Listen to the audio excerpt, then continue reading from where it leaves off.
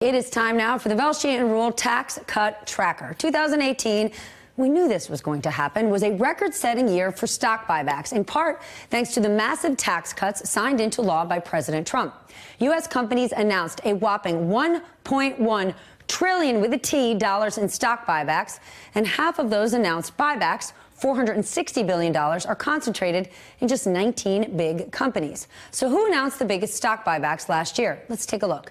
Alphabet, the parent company of Google, announced $8.6 billion in stock buybacks, $10 billion apiece for Pfizer, Merck, and 3M.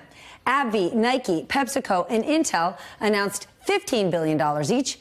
And those who included $20 million or more in buybacks: Boeing, Bank of America, Oracle, Cisco Systems, United Health Group, and Qualcomm. And the biggest of all, Apple. They announced a $100 billion total in stock buybacks for 2018. That is a record all on its own. Now, the Republican tax cut was sold on the promise that companies would reinvest the money they saved in infrastructure like new stores or manufacturing sites, or investing in employees by hiring more people or kicking up wages. Now, when companies find a way to do both, like Apple did, who invested in employees and still had an outsized sum left over, it may be a win-win for shareholders, employees, and the economy at large. We have to remind people of this, Allie.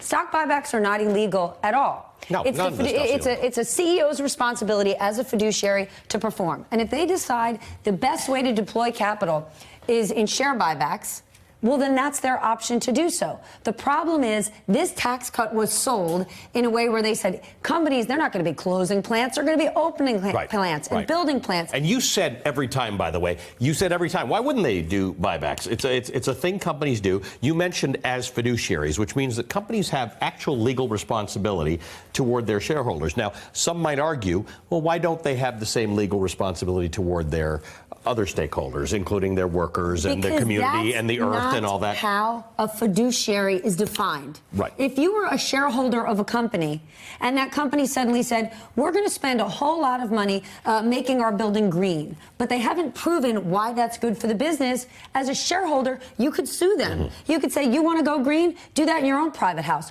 Don't do it with my money. I'm not sure that isn't worth reconsidering whether a company should do that, but legally that is not the obligation of the company. But if the company doesn't show their shareholders, here's why it works for a number of reasons. The shareholder could say, that's my money, you're working for me. Right. I'm not saying so the it's mistake right. I'm was saying all those those people rules. who came on this show when you said, why won't companies just use this money for buybacks? And they said, no, they're going to build plants and they're going to give raises and they're going to give free food to their employees. And you were saying, well, why would they do that? Because their legal responsibility is toward their shareholders. And the reason they were closing plants or optimizing their business or laying people off is that was the right thing to do for their business. Now, there's a social responsibility component that's not discussed, that's not currently a responsibility. Maybe we'll change that. Let's bring in John Harwood, who is CNBC's editor-at-large. I guess the example is Apple, right?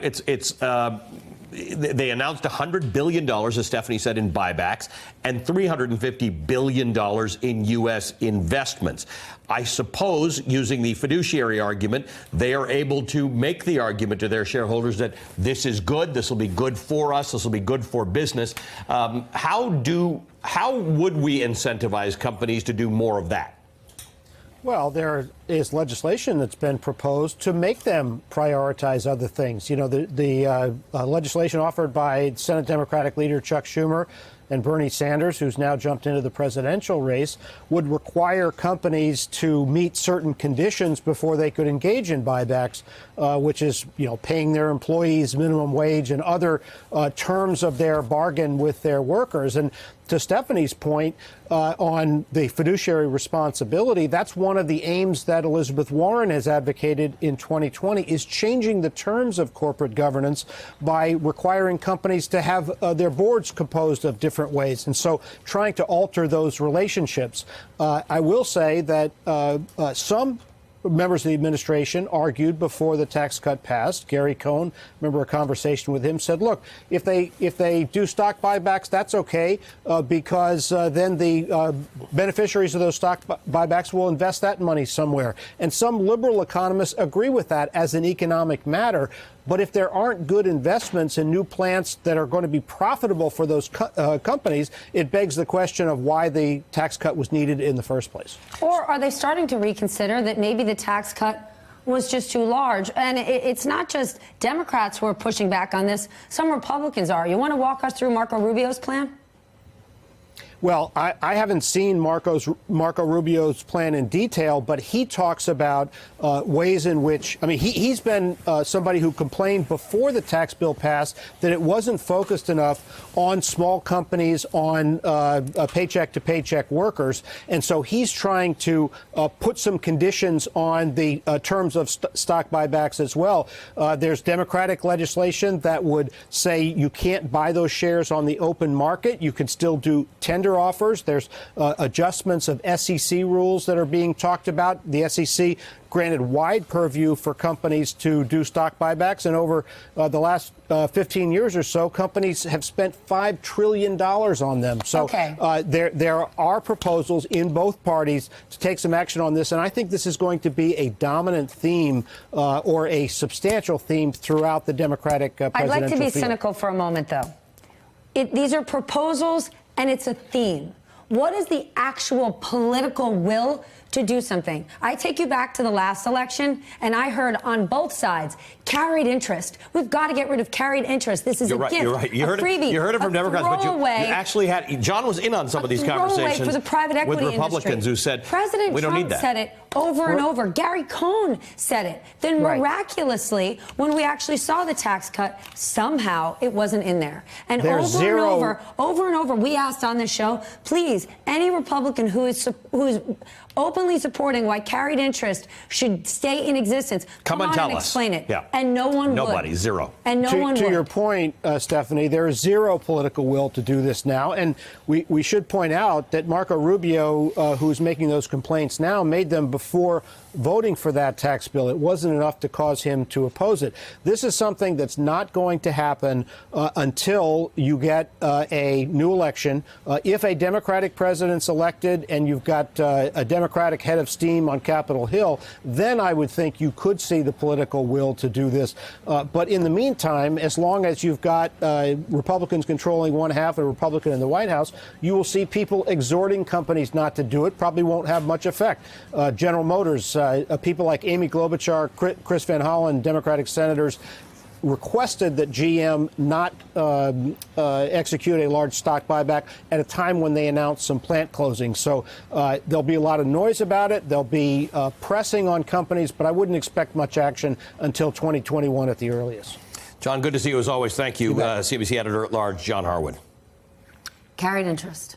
Yeah, how many times do we say this? I mean, we could just make a little tape of us asking, hey, do you think carried interest should be there? Yeah, so you know what? I'm sure this is going to be a big theme. I just don't believe we're going to see real action because carried interest is the best But example. here's my question. You could say, hey, companies, we'll give you more money back or we'll tax you less. And then there can be this effect. Some might call it trickle down, but you pay people more and you do good things for the environment.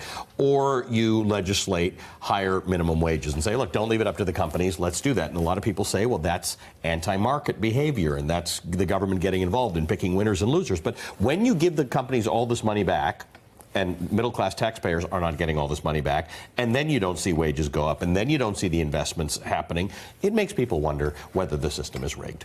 A system that you and I generally are supportive of. We're capitalists. As long as there are tax structurers as a job, as long as companies have tax departments, Which most regular people don't have. and tax lawyers are among the highest paid lawyers out there. And as long as regular people are doing their taxes on their dining room table next to their kids but regular studying for the people SATs, they just can't take it. Even if you had somebody, they'd say, sorry, you're a wage earner. There's only so much you can do. This is what your tax bill is going to be. Sorry, sucker.